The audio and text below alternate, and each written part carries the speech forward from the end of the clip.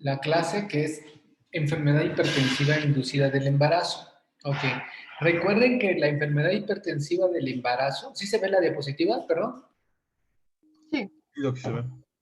La enfermedad hipertensiva del embarazo incluye a la hipertensión gestacional, a la preeclampsia leve y severa, ¿ok? Y a la eclampsia. Adelante, pásale. No te apures.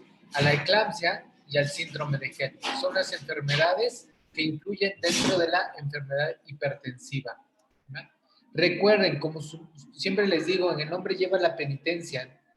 Enfermedad hipertensiva inducida en el embarazo, lo que vemos aquí, la abreviatura, no es un diagnóstico. Ojo, no es un diagnóstico, no es enfermedad hipertensiva, es como decir sangrado de primer trimestre, sangrado de segundo trimestre, es decir, son un grupo de enfermedades.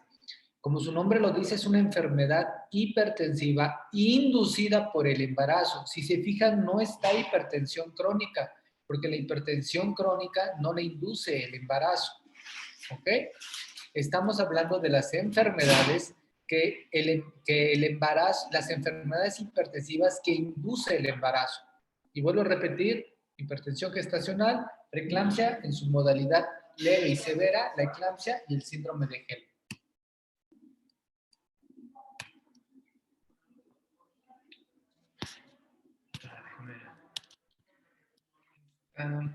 Listo.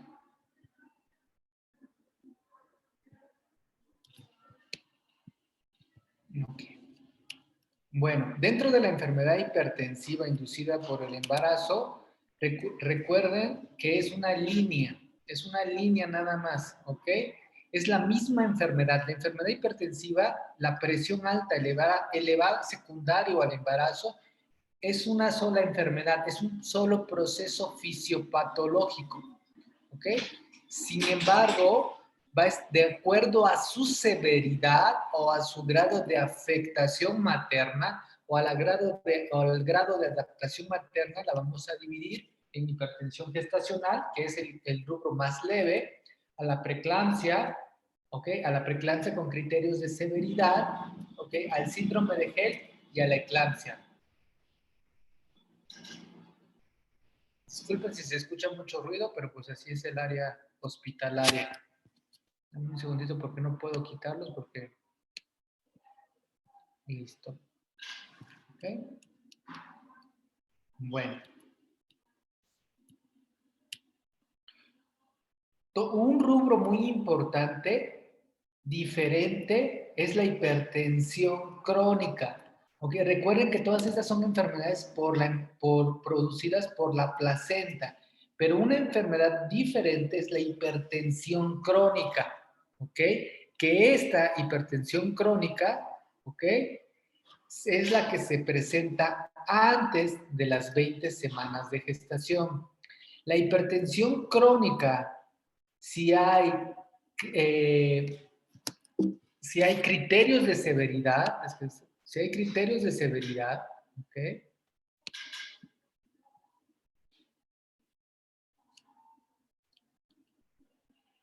En la hipertensión crónica, si hay criterios de severidad, ¿ok?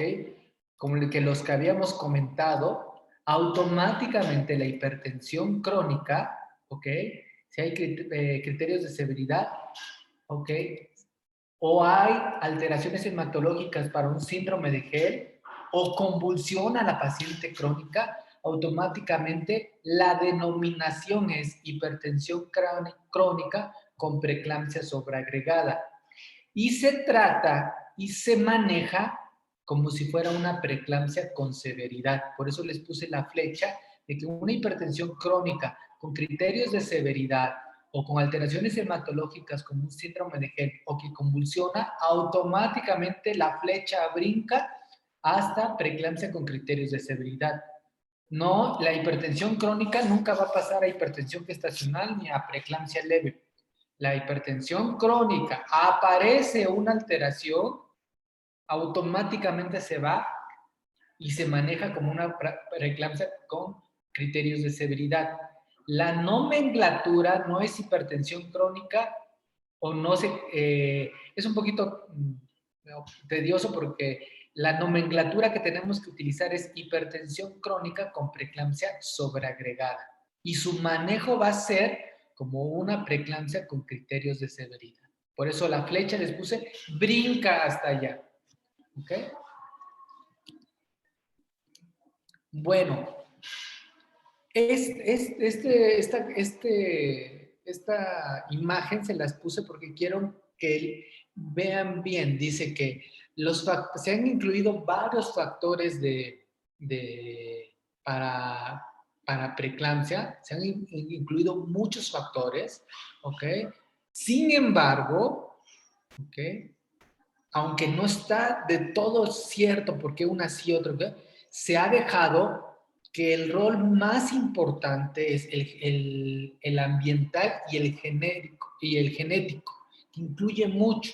En conclusión, uno de los factores de riesgo muy importantes al final es el genético y el inmunológico. A pesar de que hay muchos factores de riesgo, caemos con eso. Y estos son los factores de riesgo para preeclampsia. Primer embarazo, embarazos múltiples, antecedentes de preeclampsia, hipertensión crónica, diabetes, ¿ok? Trombofilias, lupus, ¿ok? Obesidad, síndrome de anticuerpos antifosfolipídico, edad materna mayor a 35 años, edad materna muy joven, enfermedades renales, reproducción asistida, que ahorita está muy de moda, ¿ok? Ahí ponen apnea obstructiva del sueño. Sin embargo, el más importante, lo que les comenté la vez pasada, es el antecedente de preeclampsia y la enfermedad inmunológica número uno que más afecta, lo que más nos afecta es el síndrome de anticuerpos antifosfolipídicos. Ahí se lo subrayo. ¿Ah? Listo. Bueno, ya sé la denominación de enfermedad hipertensiva en el embarazo. Ya vimos las denominaciones. ¿Ok? Ya vi cuáles son los factores de riesgo para preeclampsia. ¿Ok? ¿Cuáles son, de la primera diapositiva, cuáles son los criterios de severidad de una paciente con preeclampsia? ¿Cuáles son esos criterios de severidad? Los criterios de severidad es una hipertensión por arriba de 160-110, ¿ok? Una trombocitopenia, es decir, disminución del número de plaquetas, aumento de las enzimas hepáticas, aumento de la creatinina, edema agudo pulmonar, ¿ok? Aparición de síndrome de vasoespasmo, que ahorita lo vamos a ver, y alteraciones visuales. Todo esto de dolor de cabeza y alteraciones visuales de reciente aparición se denomina datos de vasoespasmo. Y dentro de ese conjunto de síntomas de datos de vasoespasmos, ¿cuáles están? Bueno, la hiperreflexia con clonus, cefalea intensa, alteraciones visuales como escotomas, ¿ok? Epigastralgia, dolor en hipocondrio derecho, ¿ok? Náuseas, vómito, amaurosis. Todo eso incluye dentro de fosfenos y acúfenos, también entran dentro del vasoespasmo. Estos son datos que me hacen sugerir que la paciente probablemente, muy probablemente, se vaya a convulsionar. ¿Ok? Eso hay que tener mucho cuidado. ¿Ok? El signo más importante o inminente de que me puede llegar a convulsionar es la maurosis, es decir, la ceguera fugaz. De repente está bien y de repente deja de ver y como que se le va la luz. ¿Qué pasó? La paciente tiene un dato de vasoespasmo muy severo, quiere decir que las cifras tensionales están muy elevadas y esa paciente, si no actúo, me va a convulsionar. ¿Ok? Otro dato de vasoespasmo de los importantes es la cefalea y la epigastralgia. Tengan mucho cuidado una embarazada con epigastralgia. Ojo, si es una paciente que está normotensa, se echó unos tacos al pastor y le echó mucha salsa y le arde el estómago, pues bueno, obvio, ¿no? Pero si de la nada es una paciente hipertensa o con sospechas y tiene epigastralgia, ojo, porque ese es un dato de vasoespasmo y entra dentro de los criterios de severidad. ¿Ok? Bueno, esa es la enfermedad hipertensiva del embarazo. Nuestra flecha dividimos antes de las 20 semanas y después de las 20 semanas. Primero está hipertensión gestacional. Recuerden que la definición de hipertensión gestacional es aquella prevención, es aquel padecimiento que se presenta después de las 20 semanas, ¿ok? En donde hay hipertensión, por lo regular las cifras van por arriba de 140-90, menor a 160-10. Eric, ¿por qué tiene que ser menor a 160-110? Porque si está hablando más de 160 110, hablaríamos de una preeclampsia, ¿no? Con dato de severidad. Bueno, sí, preeclampsia con dato de severidad. Así es, no hay duda, criterios con preeclampsia. La paciente que rebasa 160-110, así sea fitness, practique yoga, sea vegana y sus laboratorios estén perfectos, esa paciente es preeclampsia con criterios de severidad. Se acabó, no hay duda. ¿Ok? No hay duda, ya. No, pero ni tiene proteínas, doctor. Preeclampsia con criterios de severidad, ya. Pero ni está hinchada. Preeclampsia. Pero, preeclampsia, no hay pero. ¿Ah? La hipertensión gestacional, ¿ok? Es aquella que está hipertensa, arriba de 140, 100. Por eso le pongo el límite, porque si nada más digo 140, 90 y en el examen les pregunto, es una paciente sin proteinuria y que tiene 160, 110, asintomática, hipertensión gestacional. Y luego se las pongo mal. No, es que doctor, usted dijo que... Por eso estoy poniendo límite. Porque si rebasa 160, 110, así todo lo demás esté perfecto, la paciente es preeclampsia con criterios de severidad. La característica de la hipertensión gestacional es que no hay alteraciones bioquímicas, no hay nada, no hay ninguna alteración y no hay proteinuria. La proteína está negativa. ¿Ok? En la preeclampsia es lo mismo, simplemente que está igual, elevada la presión, 140/90, menor a 160, pero aquí sí encontramos proteínas por arriba de 300 miligramos. ¿Ok? Esa es la única diferencia. Y en la preeclampsia con criterios de severidad, o la preeclampsia severa, es una paciente que uno, rebasa las cifras tensionales por arriba de 160-110. Proteínas puede haber o no. ¿Ok? Porque les pongo en el examen una 160-110 sin proteínas, no. Es una hipertensión. No me interesa. Una vez que rebasa los 160-110, no me interesa saber si hay proteinurias o no. Ojo, para clasificar. ¿Ok? Estoy diciendo, no porque no me interese cómo está su función renal, sino no me interesa para clasificarla. La paciente llega ahorita, tomo 160-110 y me quedo así como, a ver, no seré yo.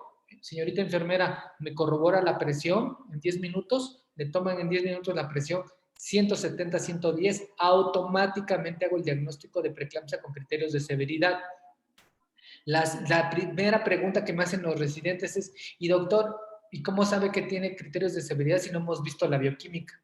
La bioquímica me interesa saber en ese momento. Si sale todo bien, ¿cambia el diagnóstico? No. Si sale alterado, ¿cambia el diagnóstico? No. Ya el diagnóstico lo tengo. Sí necesito tener los patrón bioquímico para tener la precaución o la vigilancia o el manejo adecuado, pero para el diagnóstico no, porque ya sé automáticamente el diagnóstico. Por eso pongo proteínas, ¿ok? No me interesa. Para el diagnóstico. O sea, puede estar presente o ausente. ¿Ok? La preeclampsia con criterios de severidad puede ser una hipertensión gestacional o una preeclampsia. ¿Ok? Perdón. La preeclampsia con criterios. Entonces, punto número 1. Puede ser presión arterial arriba de 160-110. Proteínas positivo o negativo. ¿Ok? Con o sin. Y puede, en esta paciente que tiene arriba de 160-110, puede haber o no criterios de severidad. Eso es muy importante, porque les vuelvo a repetir. Tienes 160-110, yo la clasifico como preeclampsia con criterios de severidad y tiene plaquetas de 300,000, es decir, unas plaquetas normales. Automáticamente es preeclampsia con criterios de severidad. Tiene trombocitopenia. La paciente es preeclampsia con criterios de severidad. ¿Ok? GEL, ya vimos el GEL, que es elevación de las enzimas hepáticas, datos de hemólisis, ¿ok? Y disminución de las plaquetas. Eclampsia, paciente que convulsiona. Hipertensa o no, lo primero que debo pensar es eclampsia. La paciente ya me está convulsionando. ¿Ok? Si se fijan arriba, dice arriba de las 20 semanas. Todo esto sucede por arriba de las 20 semanas. Porque lo que sucede antes de las 20 semanas tiene otro nombre, que es hipertensión crónica. ¿Ok? Sin embargo, si la hipertensión crónica tiene criterios de severidad, si la hipertensión gestacional tiene criterios de severidad, o si la preeclampsia tiene criterios de severidad, automáticamente se me va a preeclampsia con criterios de severidad. Automáticamente. Así tenga 130-90 y tiene trombocitopenia y elevación de las enzimas hepáticas, esa paciente ya se va a preeclampsia con criterios de severidad. O sea, automáticamente se va hacia ese rubro. La hipertensión crónica, recuerden que cuando hay criterios de severidad, automáticamente se convierte en una preeclampsia con criterios de severidad. Su nombre es hipertensión crónica con preeclampsia sobreagregada. La hipertensión gestacional, si tiene, ¿ok? En ese momento tiene, como está tomando antihipertensivo, está controlada porque la han estado manejando y llega con sus laboratorios y tiene trombocitopenia o elevación de la creatinina, no se llama hipertensión gestacional con preeclampsia, es paciente con preeclampsia con criterios de severidad. Se acabó, brincó. ¿Va? Vuelvo a repetir, ¿cuáles son todos los criterios de severidad? Y se los tienen que aprender. Vuelvo a repetir, hipertensión por arriba de 160-110, disminución de las plaquetas, enzimas hepáticas, insuficiencia renal, ¿okay? Edema agudo pulmonar y datos de vasoespasmo. Muy importante, los datos de vasoespasmo. Cualquiera de estos criterios, automáticamente la paciente se convierte en preeclampsia con criterios de severidad. ¿Ok? Ya en la clase anterior vimos por qué sucede todo esto.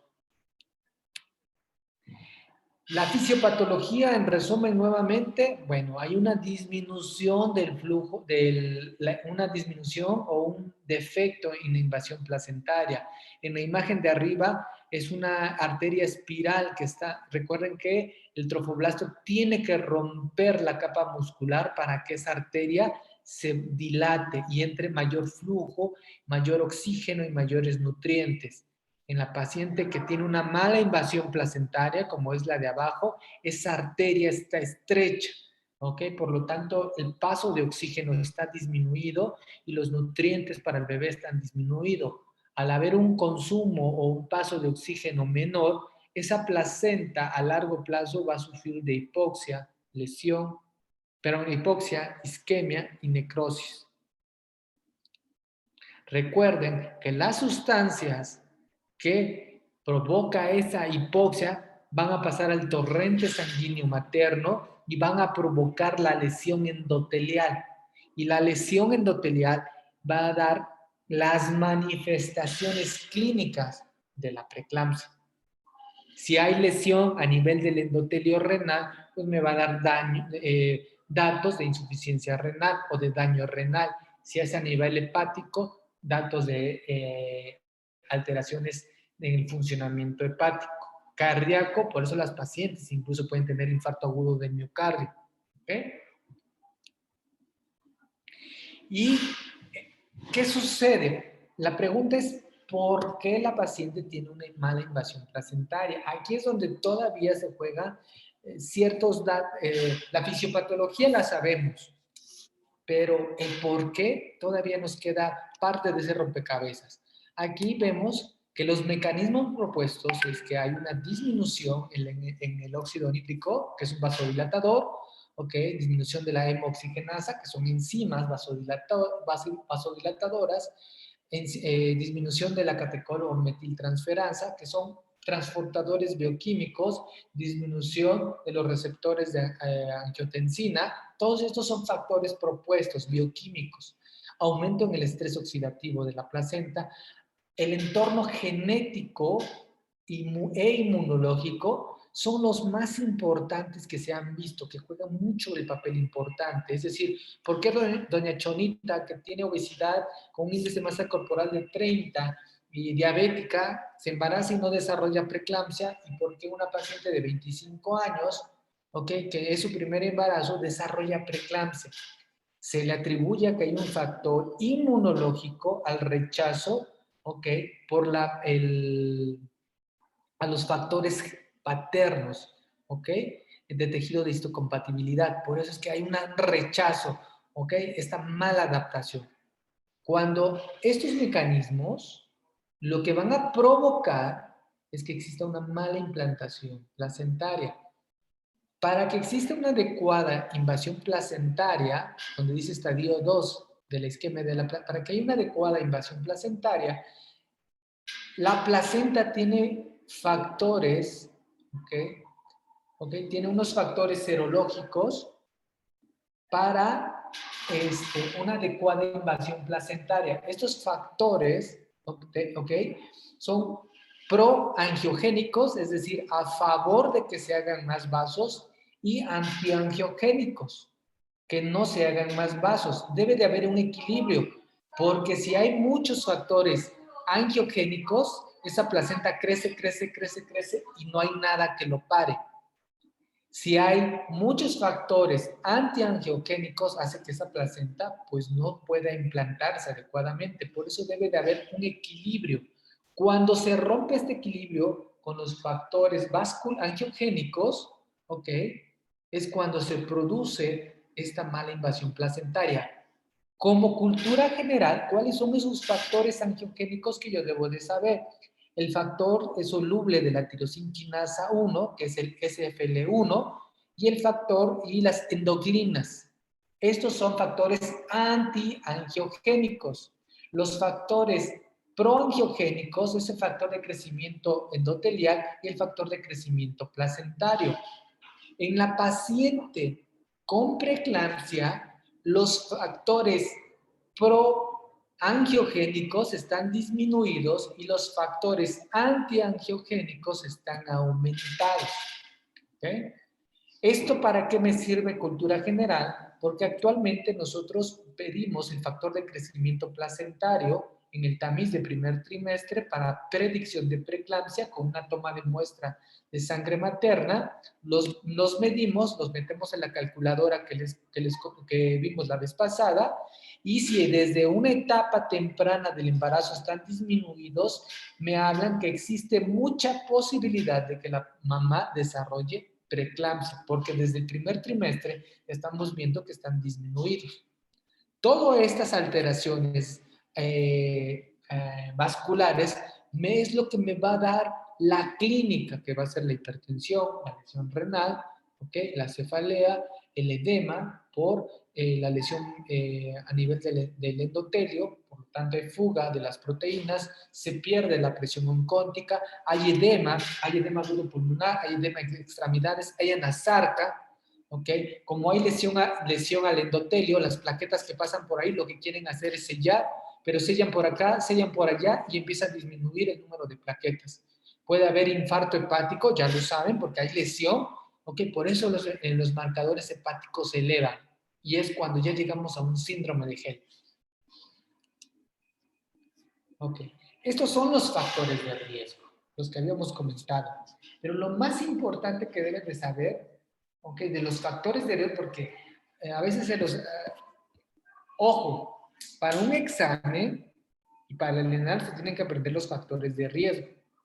Pero lo que ustedes deben de saber y no se les debe de olvidar es que el factor de riesgo más importante para preeclampsia es el antecedente de preeclampsia y síndrome anticuerpo antifosfolipídico. Multiplican por 8 la aparición de preeclampsia.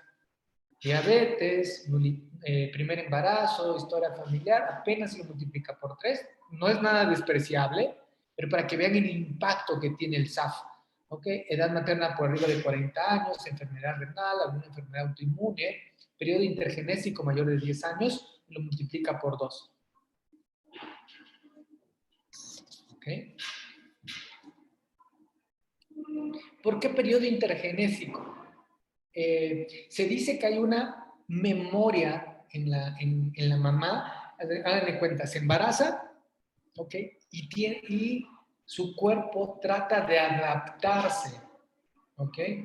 Al tejido de histocompatibilidad paterno que viene en el código genético de su bebé en el momento de la implantación. Entonces, hay una adaptación, ¿ok? ¿Alguien de ustedes es alérgico a la penicilina o algo en especial? ¿No? ¿Nadie es alérgico a nada? No, yo no. Yo soy alérgico al pescado. Al pescado, ok. Bueno, ¿ya llevan alergología? No, todavía no, doctor. Ok. Pero bueno, ¿han escuchado de que hay vacunas? Sí, ¿Y la vacuna qué es? Cuando dicen, soy alérgico a esto, y me van a poner que la vacuna, que no sé qué. ¿Qué les ponen? ¿Una sustancia contraria o la sustancia similar? creo El que es antígeno. similar. Ajá, ¿Ok? Similar, pero la dosis que te dan de la sustancia similar ¿es la misma o es baja? es baja. ¿Ok? ¿Qué es el principio de la homeopatía, no? El principio de la homeopatía dice que a dosis bajas, un veneno o una sustancia a dosis baja tiene efectos curativos y a dosis altas, pues tiene riesgos perjudiciales. Y de hecho, la ley de la homeopatía, ustedes que van en el poli, bueno, pero ustedes no son de homeopatía, ¿o sí son de homeopatía? Dice que similia similitud curentur, ¿no? Lo semejante cura lo semejante, ¿no? De ahí viene el principio de la alergología. Es decir, si yo doy dosis bajas de la sustancia que me provoca daño, hace que mi sistema inmune se refuerce y se pueda adaptar, ¿ok? Que tenga cierta tolerancia a esa sustancia, ¿ok? Cuando la paciente se embaraza, ¿ok? Tiene cierta tolerancia hacia el código genético del papá. O sea, tiene cierta tolerancia. Se embaraza, todo feliz, o sea, se acabó. ¿Okay? Si el embarazo sucede antes de los 5 años, esa tolerancia o esa tolerancia todavía está presente. Por eso se vuelve a embarazar a los 3 años, 4 años y cursa su embarazo normoevolutivo, porque ya hubo cierta tolerancia. Cuando pasa más de 5 años, y peor aún 10 años, esa intolerancia se pierde. Es como si nuevamente se embarazara, porque esa memoria se pierde. ¿Okay? Esto también se ha visto y es causa de chistes y principalmente de chistes en ginecología, porque se ha visto que las pacientes que tienen métodos de planificación familiar como preservativos, se cuidan y de repente se embarazan, ok, no es que todas, porque vuelvo a repetir, pero existe esta teoría de que existe el riesgo de desarrollar preeclampsia porque nunca estuvo expuesta al esperma del hombre. Por eso, cuando hablamos la vez pasada de la cohabitación sexual menos de 6 meses, es decir, la adolescente que empezó a tener relaciones, su primera pareja o segunda pareja, y en menos de 6, empezó a tener relaciones en noviembre, diciembre empezó a tener relaciones y ahorita en abril salió embarazada, okay, tuvo poca exposición al esperma del hombre y puede desarrollar preeclampsia. Y repito mi palabra puede, porque no es una ley. ¿Por qué? Porque volvemos a lo mismo. ¿Por qué Chonita sí y por qué Martita no? Porque juega un papel importante la genética y la inmunidad. Es decir, ¿por qué Iván es alérgico al pescado y por qué yo no soy alérgico al pescado? Porque hay cierta inmunidad, ¿va? Entonces, a eso se refiere con periodo intergenésico corto. Por eso las pacientes con fertilización in vitro, que el óvulo o el esperma en la gran mayoría no es de ellos, o peor aún, si son de ellos, ¿okay? El esperma de la pareja, pues el cuerpo nunca ha estado, ¿okay? El cuerpo nunca ha estado sometido a esa sustancia, digámoslo así, o a ese tejido de histocompatibilidad. Por eso es que aumenta los riesgos de preeclampsia. Y peor, si el esperma no es del papá, es de otro, porque por algún motivo no se pueden embarazar o hay ovodonación, pues peor, ese tejido no es suyo y el cuerpo trata de adaptarse, pero con estas descompensaciones puede provocar preeclampsia. Ok, bueno, recuerden que es que no veo qué dice atrás, ya ni. Recuerden que la preeclampsia, hola, recuerden que la preeclampsia, ok, de la que estamos hablando es de esta de una mala invasión placentaria, es aquella que se presenta antes de las 34 semanas, ok, principalmente. Y como no pasa oxígeno, la gran mayoría de estas pacientes el bebé va a desarrollar restricción en el crecimiento, ¿ok? Porque van de la mano. ¿Ya? Cuando la paciente que desarrolla preeclampsia después de las 34 semanas se debe a una paciente que su placenta se desarrolló normal, pero por algún motivo empieza a dejar de funcionar tempranamente.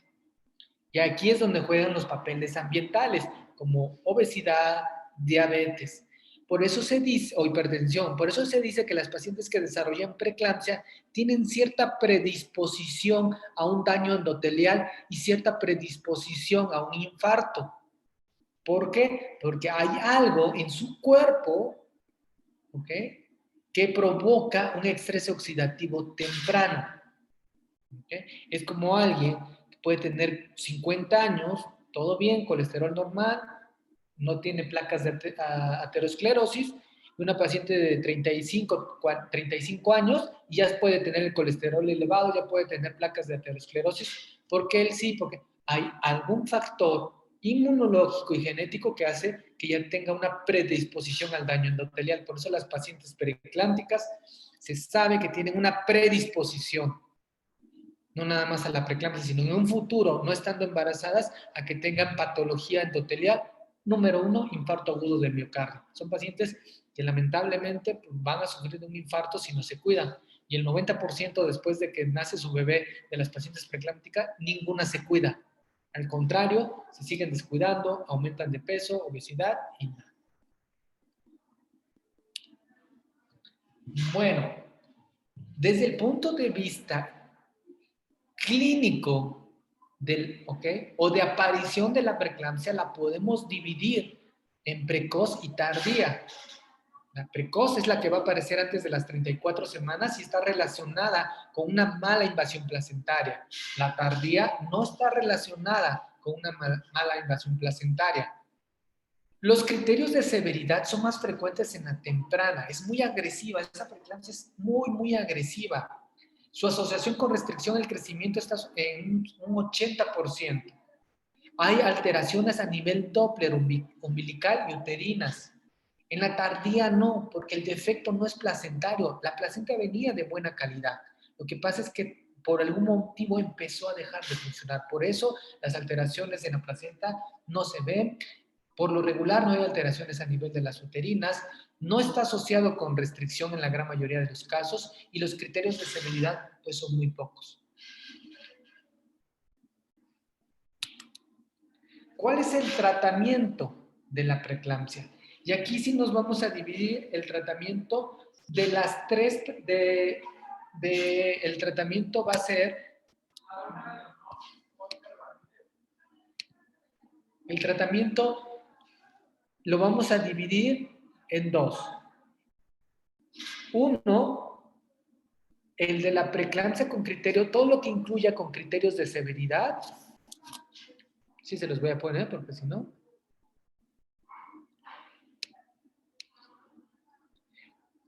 Si ustedes ya se tomaron la molestia de leer la clase de enfermedad hipertensiva o preeclampsia, van a ver que el tratamiento es muy complejo, aburre, porque lees uno y, ay, lees el, ay, ya me revolvió, ¿y por qué dice que este sí? Ay, pero este dice que sulfato de magnesio.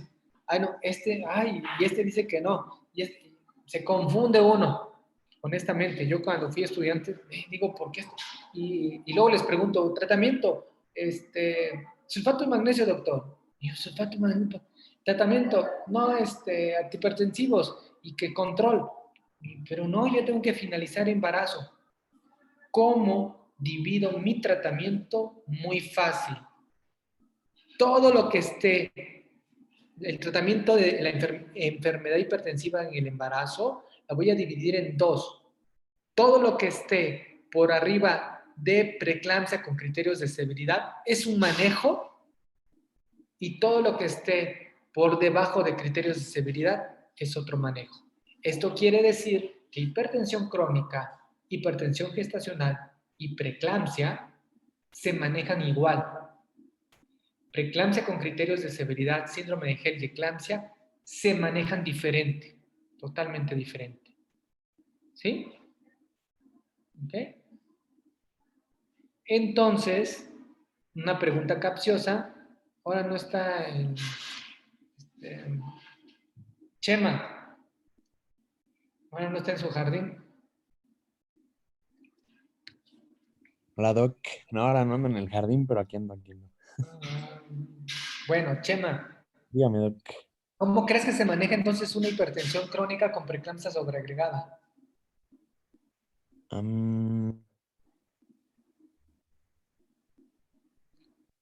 No me digas el tratamiento, nada más usando tu lógica, lo que yo les acabo de explicar, cómo se va a manejar. ¿En qué rubro va?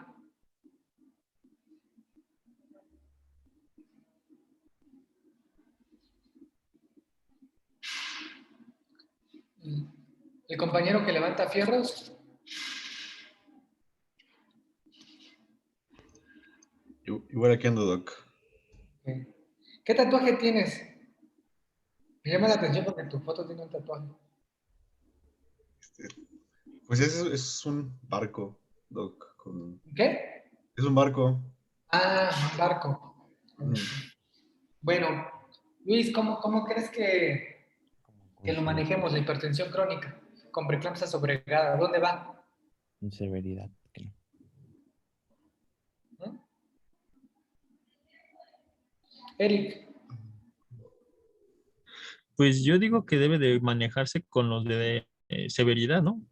Como Así los de es. si fuera HELP. Va en ese rubro. Recuerden que todo lo que llega y toca criterios de severidad se va a manejar así como va la flecha, por eso lo digo. Todo lo que es preeclampsia, severidad, gel y eclampsia se manejan igual. Todo lo que está como hipertensión crónica, hipertensión gestacional e hiperclampsia se manejan igual. Lo que divide es la severidad. Todo lo que sea por arriba de severidad se va a manejar igual. Todo lo que esté por debajo se va a manejar igual. Así de simple es. ¿Sí? ¿No hay dudas? ¿Y esto por qué? Porque la hipertensión crónica, la hipertensión gestacional y la preeclampsia se van a manejar igual. ¿Y cómo se manejan? Simple. Empezamos a manejar antihipertensivos. La finalidad de manejar antihipertensivos no es, ¿ok? No es curativo, o sea, no es para que disminuya la presión, es para que no, el objetivo es que no tenga lesión a órganos. Ojo, el manejo de antihipertensivos no es curativo, es simplemente para mantener la presión quieta. Se va a descompensar en el momento que se vaya a descompensar. No es curativa, es simplemente para tener las cifras tensionales en control y no haya lesiones en el momento. El objetivo del antihipertensivo no es bajar la presión, es simplemente mantenerla dentro de los criterios. Siendo estrictos, las guías de práctica clínica dicen no manejar antihipertensivos, porque solamente se va a manejar antihipertensivos cuando la cifra rebase los 150 o 155 sobre 95. Ojo, así dicen las guías. Sin embargo, en la vida real, si tenemos una paciente que tiene 140-90, le hago el perfil toxémico y todo está normal, y no tiene proteínas y la clasifico como una hipertensión gestacional y tiene 140-90, manejo un antihipertensivo a dosis bajas. ¿Para qué? Para que no me esté asustando ese 140-90 y lo tenga en 130-80. Un ejemplo. Jamás se da el antihipertensivo para tener 90-60 o 100-60. Jamás. Por eso las guías dicen, si no rebasa los 150-155 sobre 90-95, no des antihipertensivo. En la vida real, no he visto que en la vida real no lo damos como tal. Por eso siempre separo la literatura de lo real. La gran mayoría de mis compañeros, pues, antihipertensivos, pero la dosis de antihipertensivos es baja para simplemente no rebasar los 140-90 y no bajar más allá de 120-80. ¿Ok? ¿Correcto? Esa es la finalidad del antihipertensivo. Jamás curar, jamás va. Nada más es tener el control. ¿Okay? Cada 15 días, dice la guía de práctica clínica, tengo que estarle pidiendo a mi paciente, okay, el perfil toxémico. ¿Y qué es el perfil toxémico? El perfil toxémico es biometría hemática, química sanguínea de 27 elementos. En la vida hacemos un examen general de orina, pero lo que se debe de pedir es la depuración de proteínas en orina de 24 horas. ¿Y por qué pido perfil toxémico? Porque en cada control yo tengo que ver que no haya criterios de severidad. Es decir, que en cada visita no haya trombocitopenia, no haya elevación de las transaminasas, no haya elevación de la creatinina. Porque si aparece Naye, ¿qué pasaría? En esta paciente que la clasifique como hipertensión gestacional porque no tiene proteínas y aparece una de estas alteraciones, ¿qué sucede? Pues ya la estaríamos clasificando como preeclampsia con criterios de severidad, ¿no? Así es. Lo que estoy esperando es nada más a ver a qué horas me aparece, a qué horas me brinca la liebre, porque yo tengo que finalizar el embarazo. Por eso voy a estar pidiendo mi perfil toxémico. Tomo las bitácoras de presión. ¿Por qué? Porque si empiezo a ver alteraciones o elevaciones por arriba de 160-10, ¿qué pasa, Iván? Significa también que eso ya es un criterio de severidad. Es preeclampsia con criterio de severidad. Ya automáticamente me brinca. Pero no tiene alteraciones bioquímicas, doctor. Dijimos que no me interesa saber. Ya tocó los criterios de severidad. ¿Ok? Por eso. El tratamiento, la finalización del embarazo es a partir de las 38 semanas. ¿Por qué no más? Porque entre más avance el embarazo, mayor el riesgo de que estas pacientes desarrollen preeclampsia con criterios de severidad. Y si el embarazo a partir de las semanas 38, el pronóstico es bueno, tanto en la madurez como en la mamá, pues ya mejor finalizo para que me arriesgo. Así no dicen las guías, pero ese es el objetivo de por qué finalizo a las 38 semanas. Ya cuidé el embarazo, gracias a Dios no pasó nada, finalizo a las 38 semanas, porque entre más avance, mayor el riesgo de aparezca los criterios de severidad. ¿Ok? ¿Listo? ¿Dudas hasta acá? Yo tengo una duda, doc. Dice que el límite superior va a ser el 38 semanas, es decir, si una paciente ya a las 38 no presentó nada, en ese momento acabo. Pero, ¿cuál sería vamos a decir, las semanas de gestación menores? O sea, ¿a partir de qué semana puede decir que se puede acabar o puede dar término en dado caso de que comience a presentar datos? Ok, un ejemplo, Eric. Tú dime. Bueno, es que no hemos hablado del otro. Una preeclampsia con criterios de severidad se finaliza en ese momento. Ah, ok, ok. Sí. Tal Gracias. vez. ¿Por qué? Porque si a las 34 semanas tienes una hipertensión crónica y aparecen algún criterio de severidad, ¿cómo se clasificaría?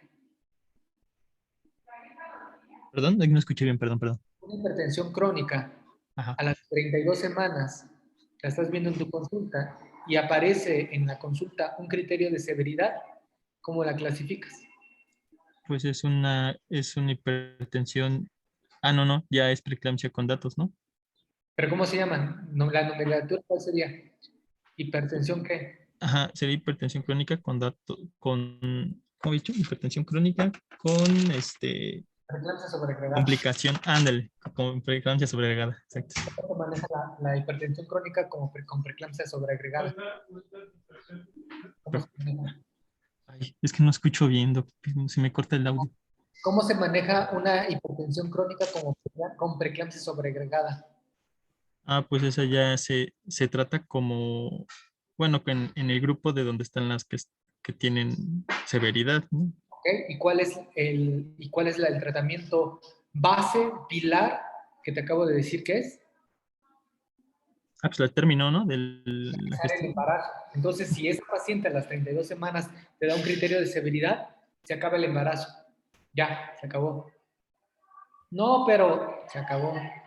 Se acabó. Pero es que dijo el doctor que a las 38 semanas se acabó porque 38 semanas es para el otro rubro.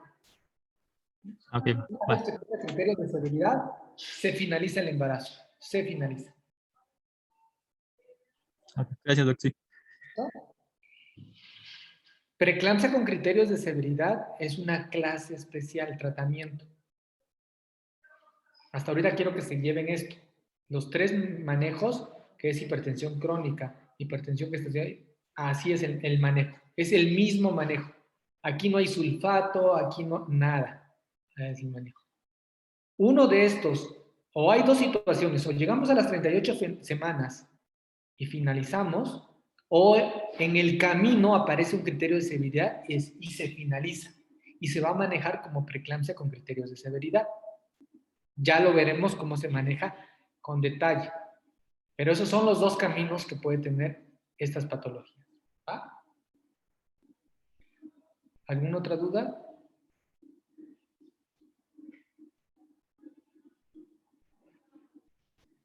¿Listo? Doctor, en el caso de que tengamos que finalizar un embarazo que sea pretérmino, ¿también se va a mandar inductores de maduración pulmonar y de neuroprotección fetal? Así es, inductores, sulfato de magneto, depende de las semanas, que eso ya es el tema que vamos a ver de tratamiento de preeclampsia con criterios de severidad. Ahí sí va un rubro especial. Precisamente por eso nos confundimos en la universidad, porque leemos, y luego les hago el examen, y el tratamiento es sulfato de magnesio. No, o sea, lo claro que debe de quedar es cuál se maneja así y cuál así. Por eso les pongo, estas tres se manejan. Una vez que toque criterios de edad, el manejo va a ser totalmente multidisciplinario. Vamos a poner sonda, vamos a poner sulfato, vamos a tomar presiones, vamos a tomar laboratorios, ¿ok? Se hace una serie de cosas de manejos más complejos. Y eso sí necesito que lo dominen, porque eso es precisamente lo que les sucede en el servicio social. Bueno, no sé si todavía hagan servicio social o eso es lo que les va a suceder. Y eso es lo que van a aprender ustedes en el internado cuando sean internos. Viene una preeclampsia con criterios, ustedes ya deben de saber cómo manejarse. Doctor, le pongo la sonda, le voy poniendo la sonda Foley, sí. Ustedes no van a operar, ustedes no le van a hacer la cesárea, pero ustedes ya, doctor, abocados, ven que ya tiene criterios, doctor, ya traje la sonda Foley y todo, ya estoy pidiendo la hidralacina, doctor, y ve, ya estoy poniendo las indicaciones de SUSPA, o sea, ya se están abocando al criterio de seguridad. Cuando es una hipertensión crónica, la ven en la consulta, la revisan, cómo están sus reflejos, no hay edema, cómo está el edema, ¿ok? ¿Alguna molestia, señora? No. ¿Dolor de cabeza, zumbido de oídos, visión doble? No, nada. ¿Dolor en la boca del estómago? No, nada. Vamos a ver la frecuencia cardíaca fetal, su presión. Mire, doña Conchita tiene 130/90, está con hidralacina, alfametildopa, ¿sí? Ese es el manejo. ¿Vale? Y recuerden que las dosis de antihipertensivo no es bajar la presión, porque ese es el error número 1. Dar antihipertensivos para tener una presión de 90, 60, no. El antihipertensivo es para mantener las cifras tensionales por debajo de 140/90, ¿ok? Y mayor a 120/80. ¿Va? ¿Ok? ¿Dudas, preguntas? ¿Seguro que no hay dudas?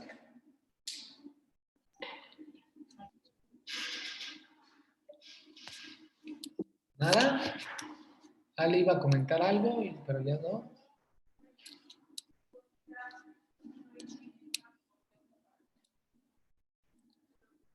Nada, porque después de esto nos vamos al examen.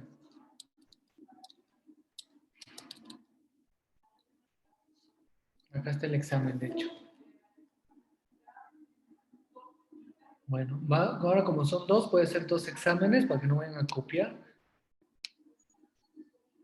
¿No hay duda, seguro? Doctor, en la diapositiva me parece haber leído que hablaba de una dieta.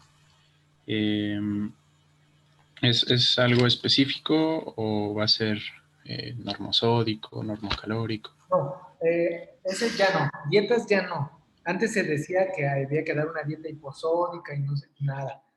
La dieta es normal. No, porque la fisiopatología de la preeclampsia no es la misma que la fisiopatología de una hipertensión esencial. Claro, ok.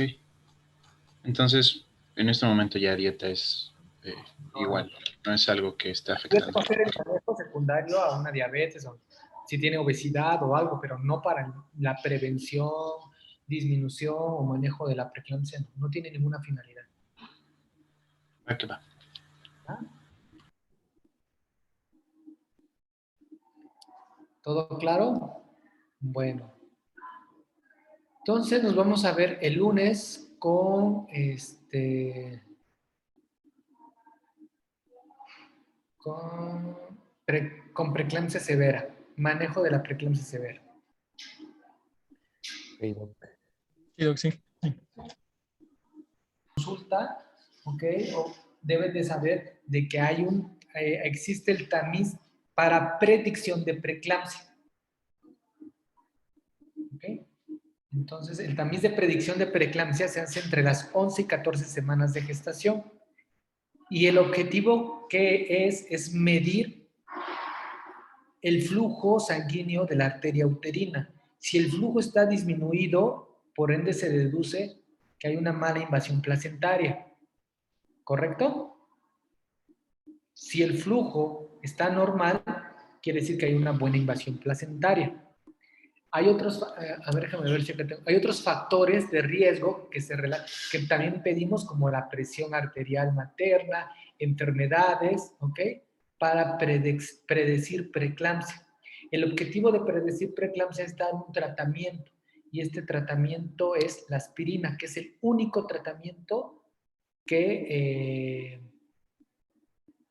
tiene, ¿cómo se llama? Disminución en el impacto de preeclampsia. Aquí se los voy a poner. Esto es del Clínic de Barcelona, que es de medicina materno-fetal, donde nosotros... ¿Sí ven la diapositiva? Sí. Sí. Por ejemplo, ahí ven. Calcio, vitaminas no sirven de nada, no sirven de nada, no sirven de nada. Ya está demostrado. Lo único que sirve es la aspirina. Y su inicio tiene que ser antes de las 16 semanas para que tenga un efecto. Solamente se va a tomar aspirina a aquellas pacientes que en la predicción de las 11-14 semanas hayan salido con alto riesgo. ¿Ok? Esta es la diapositiva que aquí está la predicción de... Esta es la fisiopatología. Esto es lo que nosotros hacemos en Doppler de las arterias uterinas para predecir preeclampsia. Y esto es muy importante. Yo mido el Doppler de las arterias uterinas en la semana 19 a 23 y cuando está alterado tengo una predicción de preeclampsia del 80% con una tasa de falsos positivos del 10%. O sea, voy a diagnosticarlos. ¿Por qué? Porque ya la invasión placentaria pasó, pero no voy a poder utilizar aspirina. porque la aspirina para poder utilizar tengo que utilizarla antes de las 16 semanas. Por eso hacemos el tamizaje en la semana 11 a 14. Pero si nada más hago el Doppler, tengo una tasa de detección del 50%. Por eso, para aumentar la sensibilidad diagnóstica, tengo que tomar la presión arterial y los marcadores séricos, que es el famoso PIG. Y la tasa de detección me va aumentando.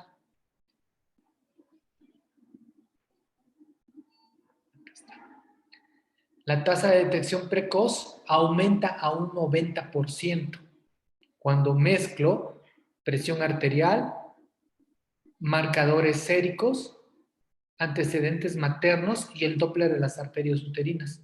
Tengo un 90% de confiabilidad para preeclampsia. Para preeclampsia tardía es muy baja, es prácticamente un volado. ¿Pero por qué? Porque si recuerdan, la fisiopatología de la preeclampsia tardía es otra, es diferente. ¿Va? Y esa es la calculadora.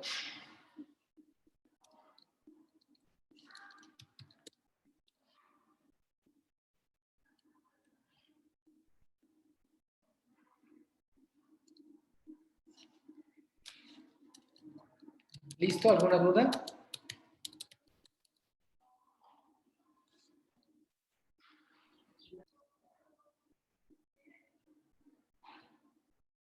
Por ejemplo, ¿sí ven esto? Sí, Doc. ¿Sí se ve? Por ejemplo, aquí está cómo pedimos el marcador. Aquí pido, esto es para síndrome de Down, ¿ok? Pero pido el PIG, el factor de crecimiento placentario. Yo mando los datos, ellos me hacen, el genetista me hace el cálculo de riesgo y ya me pone que el riesgo para preeclampsia es bajo. Aquí está. Riesgo de preeclampsia antes de las 1, riesgo bajo, riesgo de restricción. Este lo pedí especialmente porque es una paciente con alto riesgo, entonces yo le pido el PIG, porque ya desde antes sospecho que puede haber algún problema y ya me dice que el riesgo es muy bajo. Pero me aclara el genetista antes de las 34 semanas. Después de las 34 semanas puede pasarlo muchas cosas. ¿Va? ¿Listo? ¿Dudas, preguntas?